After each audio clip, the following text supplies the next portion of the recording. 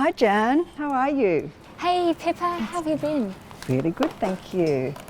Thank you so much for being my mentor. I really appreciate it. No worries at all. So tell me what's been happening. I hear there have been some exciting new career developments. Yes, you could say that. The NUM position came up in the coronary care unit just recently, and I decided to apply. As you know, I've been the clinical nurse specialist there for the past 5 years.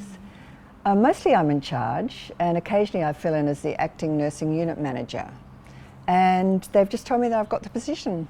That's incredible. Congratulations. Thanks. And my program manager suggested that I do a mentoring program, that it might help me with the leadership skills that I need for the position. I think she's right. I think it's a good idea. Tell me, have you experienced any formal or informal mentoring in the past? I have, but it wasn't really very successful. My previous mentor and I didn't seem to share the same views or values. We couldn't seem to get a comfortable rapport. It was a shame, really. Sometimes personalities and values just don't match up. It can be a real barrier to successful mentoring. Look, anyway, why don't I start by telling you a few things about myself? I might just run through my current role and career so far, just so you know where I'm coming from. I've been a senior nurse manager at the hospital now for about 10 years. My current role involves managing and directing nursing services in the critical care area. I oversee all the nursing education and quality improvement initiatives in this area. Prior to this role, I worked as a clinical nurse educator in intensive care and then as the nursing unit manager. Have you always worked at this hospital, Jan? No, I've also done some outside work as a research nurse and as a clinical trials coordinator. I suppose you could say that research is one of my main areas of interest and expertise. Sounds like you've had quite a varied career. Yes, I suppose I have actually. I think a lot of that's had to do with the wonderful role models and mentors I've had along the way. So hopefully this mentoring will help you find your way in the nursing world too. Carve out your own niche. Yeah, I hope so too.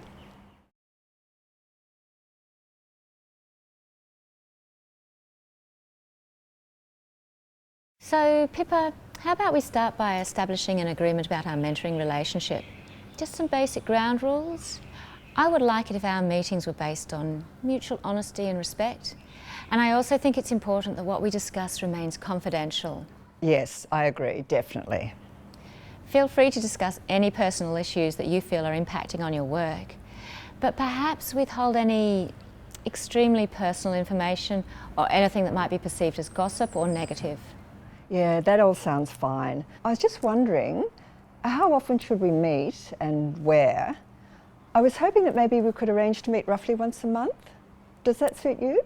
Yes, actually, I was going to suggest something similar, but you can always reach me outside those times by phone or email, or you can approach me at work if you feel comfortable.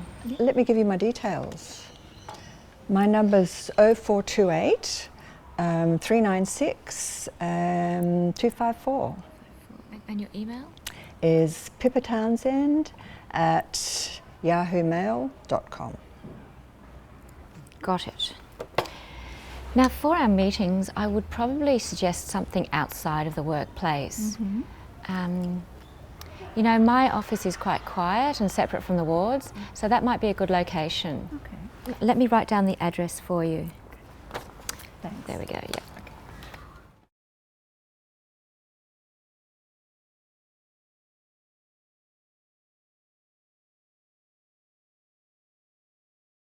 So Pippa, can we talk about you for a while? Just so I can get an idea about what you'd like to gain from this mentoring relationship. You've told me a bit about your leadership experience already. What about your other skills and areas of interest? Well, I'm a good communicator and generally a pretty organised and efficient person. I guess acute care nursing has been my main area of interest so far. I did my graduate certificate in this area a few years ago, and I've had quite a bit of experience in CCU now to back that up. Yeah, you've got some solid knowledge and experience under your belt now. Where would you like to go with that, ultimately? Ultimately, I'd like to be able to use it to shape some of the areas of health education and policy where I feel there are gaps. I suppose that's my career vision. That gives me a bit of an idea about the direction you'd like to head. What about your upcoming role? Do you have any concerns about that? I think it will be challenging. I really want to be a successful leader, but I'm not sure I have all the knowledge and skills yet to do it. So what are the challenges you see in becoming a successful leader? What skills would you like to have to be able to do that? I'd like to feel more confident managing administrative tasks like rostering and budgeting.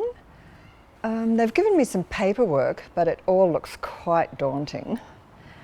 And I still feel quite inexperienced in managing some of the human resource issues that arise from time to time. You know, things like dealing with conflict and performance management, that sort of thing.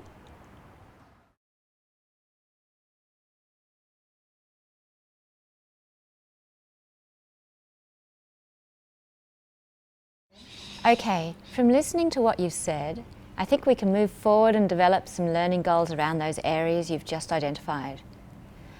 What would be your goal regarding those administrative tasks? Probably to be able to complete them under the supervision of the program manager.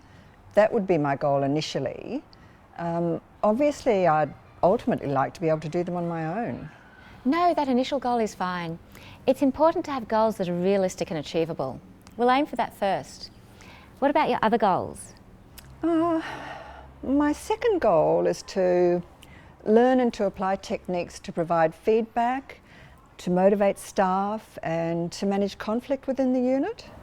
We can discuss some strategies for achieving those in a moment. Before we move on to that though, do you have any long-term professional goals or personal goals you'd like to discuss? Well, my professional goal is to achieve recognition as a competent and efficient leader, manager, and use the opportunity to work towards building a career in health education and policy development. And personal? My personal goal is to maintain a good work-life balance. I still want to be able to spend time with my partner and keep up with my running and tennis on the weekends. Yes, that's something that's often overlooked. It's tough to find that balance sometimes, especially when you move into roles of greater responsibility. I've often found that exercise is a good way to manage stress and maintain that balance.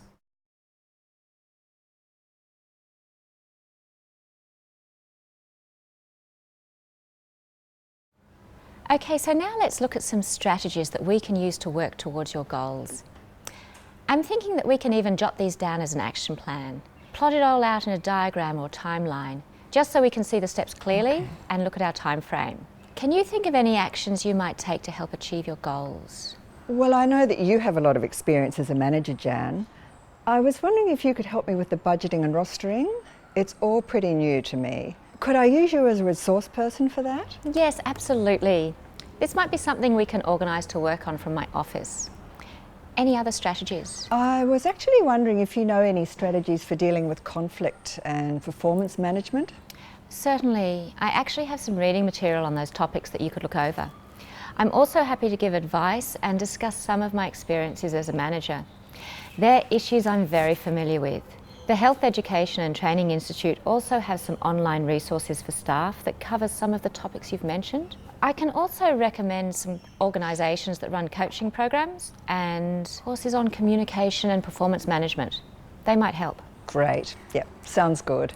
Also, I think it would be good for you to get involved in some of the hospital committees and journal clubs that are relevant to your areas of interest. They might help broaden your views about your career path, open up new avenues. Yeah, it would be good to broaden my network a bit. Okay, I'll look into some networking opportunities for you with some of my contacts outside the hospital as well. People who I think may have experience that is relevant to you. We can talk more about this next time perhaps, or just as the opportunities arise. That would be fantastic, thank you.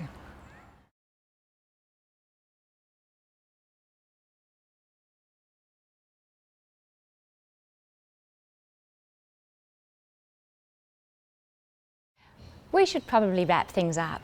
How are you feeling, Pippa? Not too overwhelmed, I hope?